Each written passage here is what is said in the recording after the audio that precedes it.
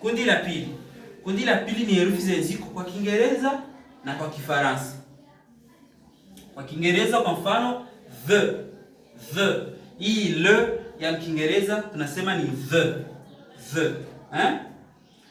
Kusema the Kiarabu inaandikwa hivi. The. Lakini herufi yenyewe inaitwa zalun. Umesikia tofauti? Zalun na dhaun tofauti. Hii inaitwa dhalun. Inaitwa dhalun. Herufi ya pili ni Kiingereza. Ukitaka kuita kitu unasema think. Ukitaka kumwambia mtu awaze unaambia think.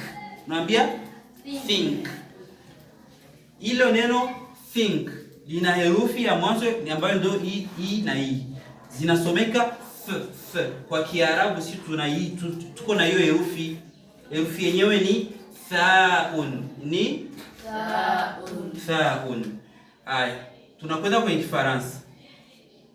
Ukitaka kumwambia mtu mkifaransa il fait froid, pako baridi. Nasema froid. Neno froid liko na herufi yesi tuko na shida nayo Kiarabu. Tunayo hiyo herufi ambayo ni herufi inaitwa khaun. Inaitwa khaun. Haya, umeona kama ile re yetu ya Kiarabu ya Kiswahili huko haitumiki. Kuna utofauti wa hii re ya Kiswahili na hii r ya Kifaransa. R inasomeka kama kh sehemu moja, lakini pia neno la kufuata ni le riz, mchele au wali. Kwenye Kifaransa hii le riz kuna herufi tuko nayo simu Kiarabu imetumika hapa kwenye riz, ambayo ni ghain.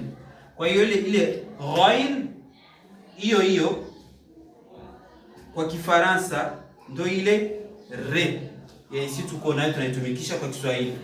Nisikuchanganye. R ya Kifaransa inasomeka kama ghain, inasomeka kama kha. Re ya Kiswahili inasomeka tu kama ra, kama re. Na usikie? Haya. Kwa hiyo tuko na herufi 4 zetu tunazivuta kutoka kwenye Kiingereza au tunazitamka kutoka kwenye Kiingereza na tunazitamka kutoka kwenye Kifaransa.